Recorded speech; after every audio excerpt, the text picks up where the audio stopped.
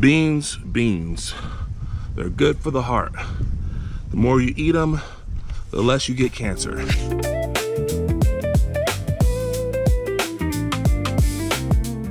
What's up, everybody? It's Dan, back with another one from Beyond the Box Gardens. Today, we're gonna do a quick garden update. Today is July 14th, 2026. I haven't done a major update for a while because it's been super busy, but I gotta get this documented before they get too far along. Now let's check it out. Let's not bury the lead.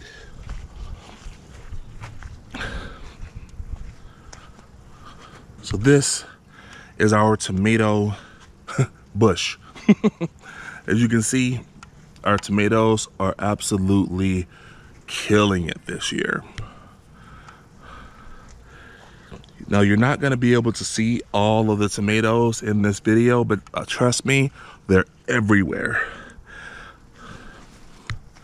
I'm going to try and get close. I have you on a tripod right now.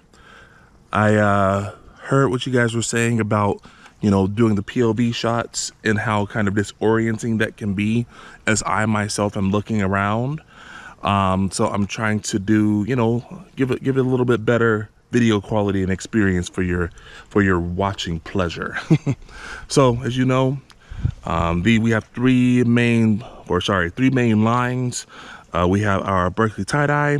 We have in front here Cherokee Purple. The middle line are red Beefsteak, and the back line we have cherry tomato, and then Brandywine at the back corner. I thought when I built this apparatus that it would be plenty big enough to handle all of this, but we're just about at its limits. You know, there's no more space to go up, so these things up top here are just gonna have to grow however they grow. We have tomatoes all the way at the top up there. You can see them right here. That tells me that I have enough nutrients and enough water to pump all the way up to the highest part of these tomatoes. There's not any sign of bud end rot or splitting or anything, and this area is absolutely perfect. I'm gonna try and get a little closer so you guys can see a little bit more of our production. You can see some in here. And there's a ton in the front here that you can see pretty easily.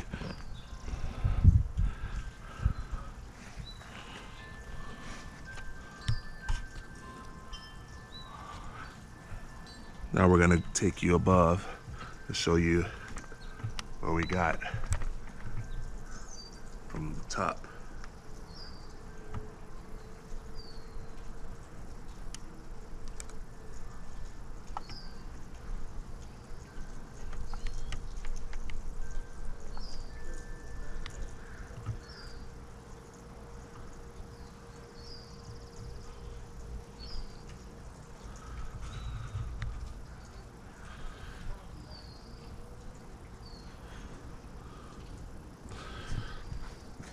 Now, as I said, we're not going to spend a whole lot of time. It is noisy in the neighborhood today. We got some construction going on, and that's okay. We're going to make this as clean and do it as well as we can with what we have today. So those are our tomatoes over here. As you can see, our Mammoth sunflowers are getting huge. I can't wait. They're just barely close to getting their head.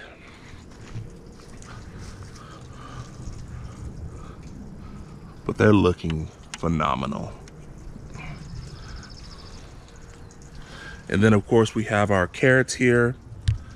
These here are our Nantes half long, and these ones over here are our, gosh, there's so much, our Royal Chantilly.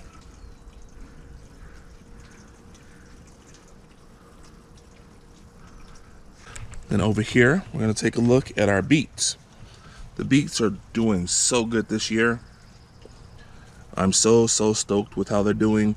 We have very little bug damage, very little leaf miner damage this year.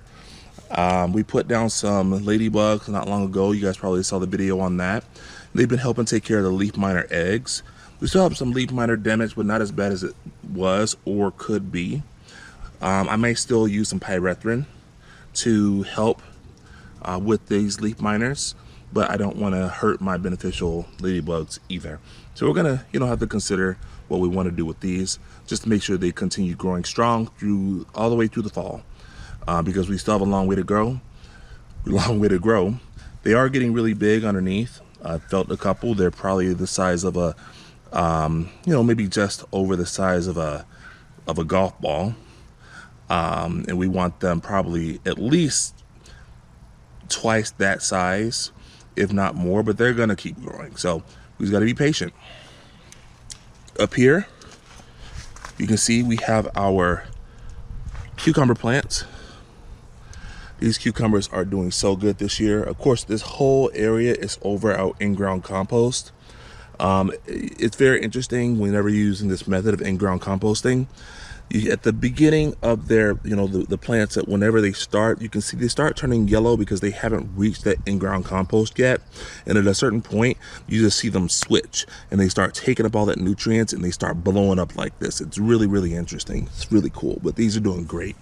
You can see if I get close, we have a bunch of flowers and new cucumbers growing.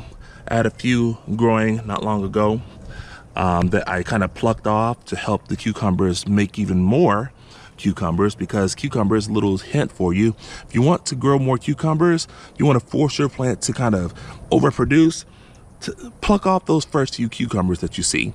It'll freak the plant out and make it think that it's not going to get a chance to reproduce. That's a little tip for you. They're going to grow all the way up this trellis. We have plenty more sunflowers growing everywhere. You can see them here. You can see them over here. I'll try not to fall while I get out of here. These sunflowers are doing so good this year. Last year I tried to grow some mammoth sunflowers that didn't do very well. This year we have more of an aged, matured garden soil. So the sunflowers are doing absolutely amazing. We do have a little bit of an earwig issue. If I look down in here, you could probably see them. But I don't want to, like I said, spray a bunch of chemicals on my plants, because we do have ladybugs and other beneficials out here. And if I start spraying a bunch of chemicals, I might hurt the population, and then you'll have a whiplash effect where, okay, sure, you killed those initial earwigs, but you've also killed your ladybugs that were eating their eggs or whatever. And then the earwigs will come back because they still have eggs, and their earwigs will be even worse because you killed off the beneficials that were also trying to help control the population. So over here, as you can see, our fountain is working so well. We've already had tons of birds come over, hang out with us. We have robins. We have, I don't know whether they're little yellow birds. I put a couple videos on Instagram showing the birds visiting our fountain, but we also have a bunch of bird seed down here as well that they come and eat, and they've been loving it. And of course, this is to help attract birds and bees, but also to help for those birds and bees, so I say the birds specifically, to not go over and start eating our tomato fruit or our other plants, because most of the time whenever they're doing that, they're specifically looking for water. So that's why we created a little water feature over here from them, for them from reclaimed items. Now here we have our zucchini area. Specifically, this is zucchini, kale, and collard greens, beans, and then we have a couple of pepper plants under here as well, along with our nasturtium and a bunch of sunflowers. You can see our bee friend right here. He's going down to pollinate some flowers. He's loving it. Look at you. Hey, Mr. Bee, or Miss Bee. If I look under here, you can see we have quite a few zucchini already, and a bunch of zucchini flowers. I'm gonna try my best to get you guys in here without making you dizzy. We have about 5 zucchini that are already growing under here. I think that I may be able to harvest 1 or 2 today as well. But they're taking their time, they're growing, and every day I come out here, this zucchini bush is just a little bit bigger. Fantastic.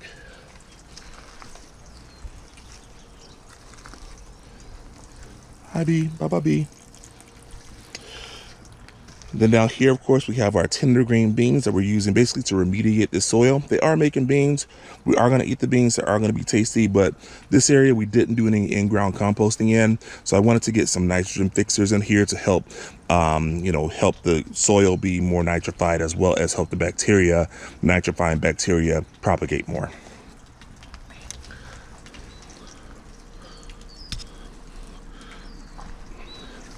I'll see if I can get you under here to show you our pepper plant. This is a rainbow pepper plant, rainbow bell pepper plant. And we have 3 bell peppers on there so far. And then this one back here is a poblano. I wasn't expecting either one of these guys to do anything. They were kind of one-offs whenever I planted them. I didn't have a plan where I was going to plant them, but I planted them over here thinking they'll have enough room. But the zucchini kind of took over a little bit, but they are still growing. So hey, we're gonna let them keep growing. You know, they're gonna do what they do. All good.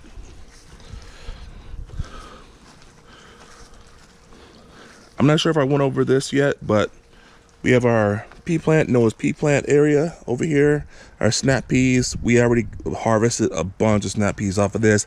I let them stay in here because I was like, okay, well, maybe they'll come back and do a little bit more. And sure enough, they're kind of coming back. I also took a bunch of the snap peas that were too far, like this one here.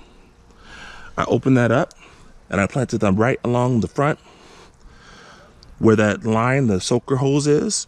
And we're gonna have more peas for the fall.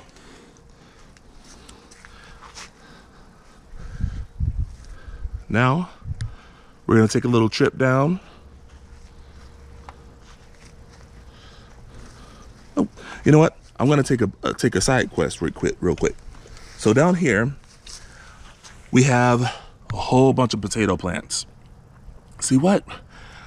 Potato plants below your tomato plants, that's a no-no. No, the thing is, this area is where we did potatoes last year, and I knew that we didn't get all the potatoes out. We have the really small seed potatoes that stay in here, then you end up getting more potatoes. This is what happened here. But these potatoes are actually doing really, really well. So we left them. We have some more under here and everything. What also happened, because the weather's been so good and because everything's been so perfect in our grow space, we have our first potato berry.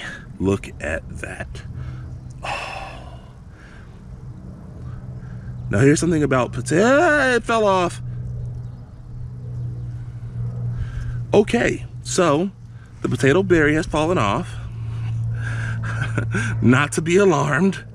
I'm hoping that this is mature enough to get seeds from, because if we can get seeds from this potato berry, then we'll have the possibility of getting some new variety of potatoes. Potato berries seeds have 39,000 genotypes. That means that, the russet, the purple majesty, the red Pontiac, all of them were propagated and started from a single seed of one of these potato berries. Now the weather and all the conditions have to be perfect for a potato berry to even stay, because if it gets too hot, the potato flower will begin spitting off or potato plant will begin spitting off its flowers, and you won't be able to get the pollination necessary for the potato berry to develop. This is just falling off. It has been a little bit warmer. I'm hoping that there are still some seeds in this that we can use to start some new potatoes. I really, really hope, because this is something that I've been trying for 6 years now, and I'm really, really hoping that this potato berry has seeds.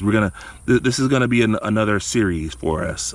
So stay tuned for that one. We're gonna be opening this up, and we're gonna be trying to see if we have any seeds, and maybe we can get some plants started from this berry. Stay tuned. That's a series started later on. All right. I wasn't expecting that to fall off. So here we have our magical bean curtain bush thing. Check this out. So these are Kentucky Wonder. They were supposed to be bush beans, but they turned out to be vining beans, and that's fine too. We also have some Blue Lake vining beans in here as well. Because they've gotten so aggressive and everything's gotten so crazy, I don't know which is which. We also have some Kentucky Wonder bush beans in here and some Blue Lake bush beans. Either way, we're gonna have more beans than we're gonna know what to do with. But what we're gonna do with them is we're gonna eat them. Beans are some of the most healthy foods you can eat. They help with weight management. They're high in fiber. They help with hormone regulation. And they also have compounds that help with anxiety and depression. Beans. They're good for the heart. The more you eat them, the less you get cancer. All right, so look at that. It's gorgeous. And they're already starting. You can see over here, they're getting a little crazy. The vines are going everywhere, but they're already starting to develop flowers. Now these, I believe these flowers that are happening here are Blue Lake. You can see the little bean coming already there. Beautiful. Because I planted Blue Lake along this line, along the trellis, and I planted the other ones in the actual soil underneath. And I have strings that are attached to them. But I don't know which is which. Either way, they're starting to bean for us. We're gonna have some beautiful, delicious beans soon. And like I said, this is deep. This wasn't on purpose. I didn't plant this like this on purpose. These are supposed to be bush beans, but they turned out to be vining beans. So we have to make do with what we have. And honestly, I'm really happy with the way it came out. I mean, it's still green all the way through. You can see that, you know, and everything is still growing really, really healthily. We don't have any, we don't have very, very little bug damage right here. That's about it. Other than that, everything is healthy. So I am super excited about these beans. We also have down here a bunch of herbs. We have dill down there. We have savory. We have some onions that I planted.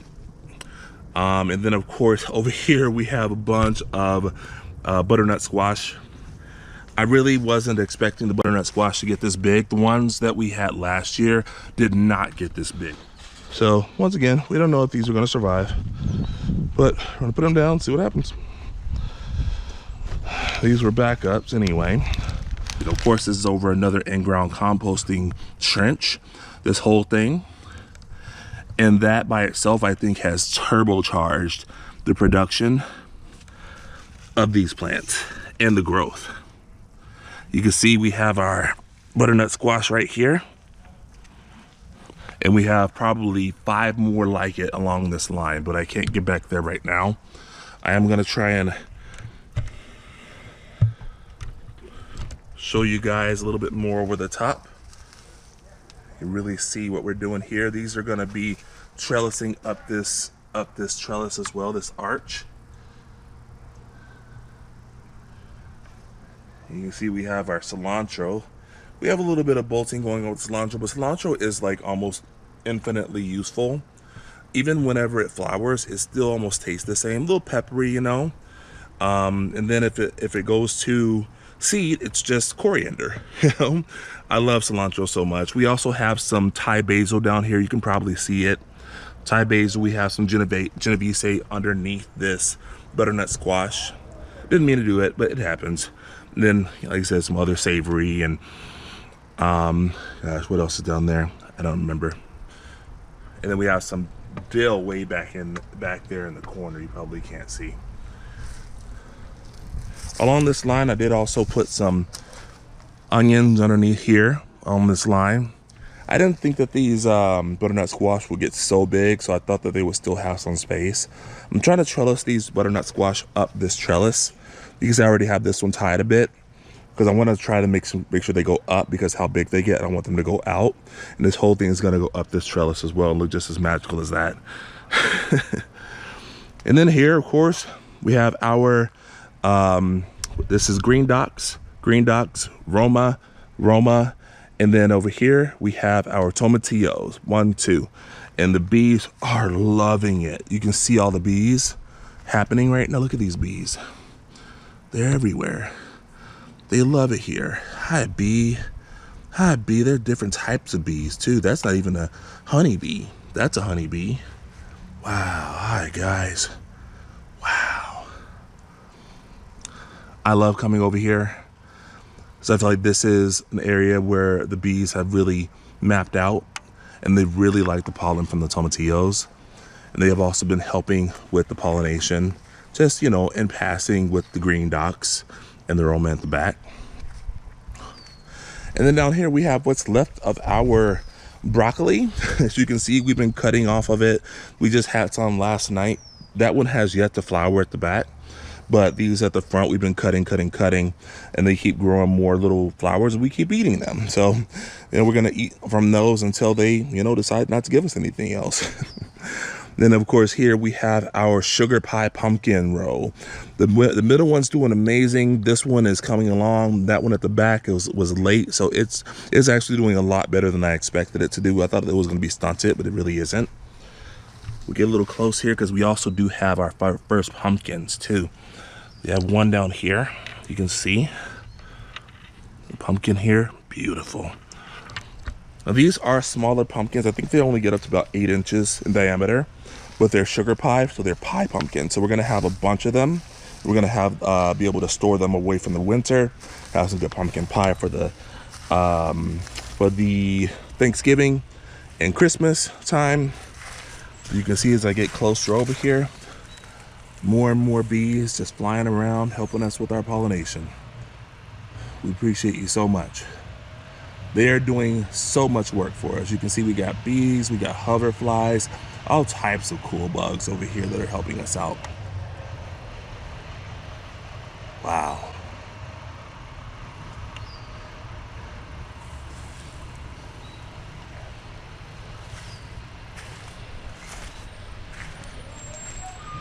But we are at 22 minutes.